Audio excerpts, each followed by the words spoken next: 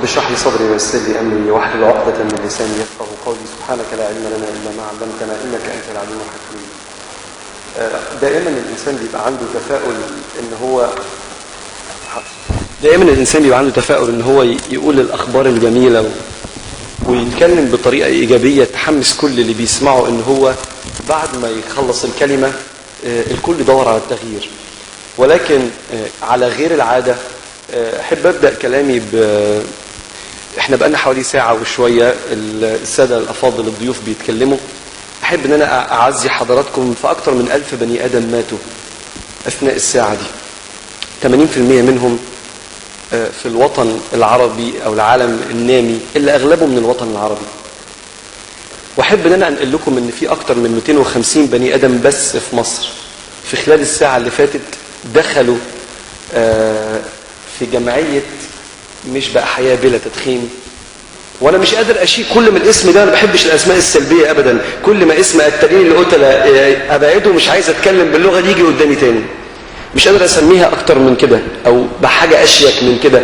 جمعيه التالين القتله اللي بيصرفوا 6 مليار دولار في الشرق الاوسط علشان يكونوا الجمعيه دي اللي دخل فيها 100 مليون بني ادم لغايه دلوقتي في الشرق الاوسط بس او في الوطن العربي. ال 100 مليون بني ادم دول متفقين مع بعض ان هم يقتلوا كل 2 يقتلوا واحد. واللي انتوا بتسمعوه مني ده ما هو الا عباره عن حكايه احصائيات اكنها حكايه، لكن هي في الاخر كالكوليتر بسيط جدا جدا. عدد الناس اللي بتموت مقسومين على عدد الناس اللي بيدخنوا، فاكتشفنا ان كل 2 بيقتلوا واحد بعد فتره قليله جدا من التدخين. وما تستغربش ان اللي بيدخن ده لو انت اعتبرت ان هو اجتماع بيرقصوا 3 أو 4 وهم شركات السجاير على مستوى العالم اكبر 3 أو 4 شركات سجاير قاعدين في الاجتماع، فوقهم طبعا الشيطان اللي بيتحكم في كل شر في العالم، وهم بيقولوا للناس احنا محتاجين نقتل 10 في الدقيقة. فواحد رفع ايديه وقال طب ايه السلاح؟ فطلعوا له السيجارة وقالوا له ده السلاح اللي هنقتل بيه 10 بني ادمين في الدقيقة. فسألهم عشان انضم للجمعية دي مطلوب مني ايه؟ عشان انضم معاكم في جمعية التالين القتلة اللي بيقتلوا كل ثواني قليلة واحد بني ادم. فقالوا له كل 6 ثواني، لو 10 في الدقيقة يبقى كل 6 ثواني واحد بيموت. يعني وسط ما انا بتكلم لو قرأت الفاتحة كده ادي واحد مات. الفاتحة بتقرأ في 10 ثواني او اكتر او اقل ايا كان. فرفع ايديه بكل استحياء طب اعمل ايه عشان انضم؟ قالوا له هتدفع حياتك، انت ممكن تموت في سبيل ان انت تبقى سبب في قتل بني ادم. من قتل نفسا بغير نفس او فساد في الارض فكأنما قتل الناس جميعا. علشان كده هو ما كانش هياخد فلوس عشان يقتل، ده هو هيدفع حياته ثمن انه يكون سبب في القتل.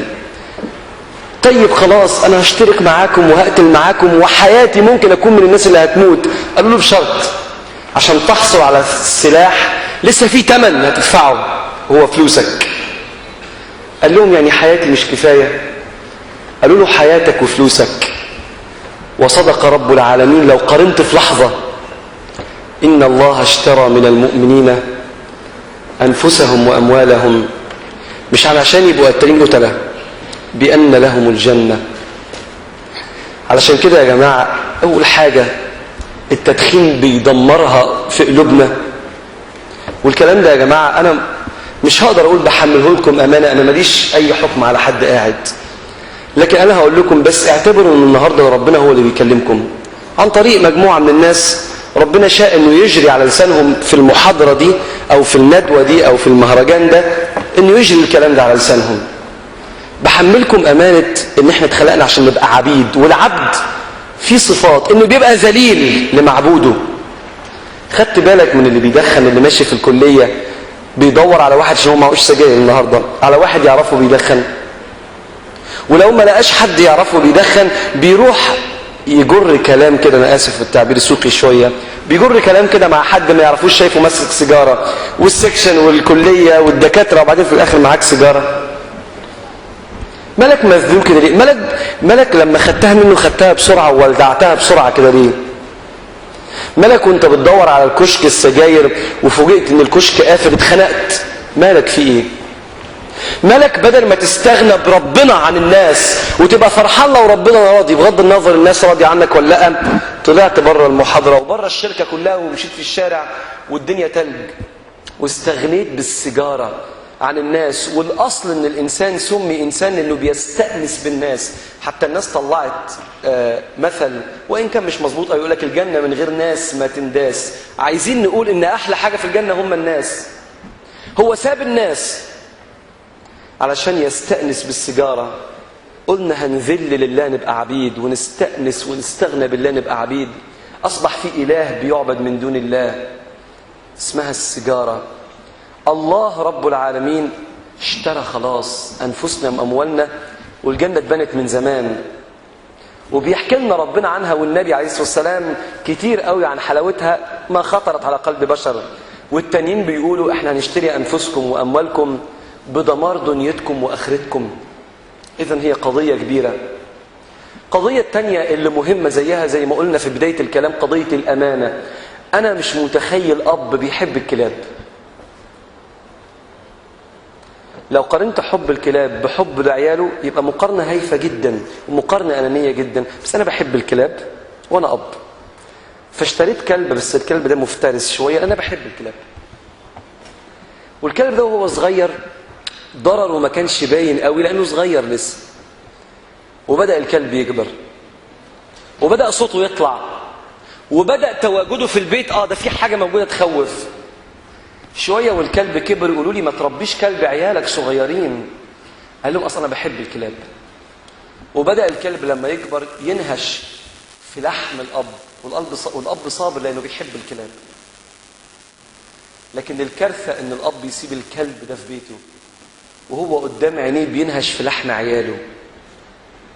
أهو السيجارة كده كانت في الأول مش باينة أثرها، وكان الأب بيقول أنا هدخن في البلكونة، وكبر الموضوع وبدأت العيال ولاده ومراته يشموا السيجارة دي. 80% بيستنشقها، وانتم أطباء والكلام ده ممكن يكون مكرر عليكم. يستنشقها الولاد. وللأسف الشديد الأب ممكن ربنا يسامحه في حاجات بينه وبين ربنا، وهو واقف قدام ربنا يوم القيامة ربنا قال له أنا سترتها عليك ذنوبك، كنت مقصر في بعض الحاجات، وأنا أغفرها لك يوم القيامة. وإذا بالصراخ حقنا يا رب، ويكشف الستر اللي ربنا كان ساتر بيه العبد ده. وإذا ببنته وعياله يمسكوا في رقبته، يا رب احنا عايزين حقنا من الراجل ده. ويوم القيامة مفيش أسماء، ده بابا فلان ولا دي أمي فلانة، لا، احنا عايزين من الراجل ده، عايزين حقنا، علشان هو ياما عشنا وهو بيدمر صحتنا. وما تستغرب ضالة المؤمن وبنو الإسلام بها أولى، حيث تجدها فعليك بها عنها أبدا لا تتخلى.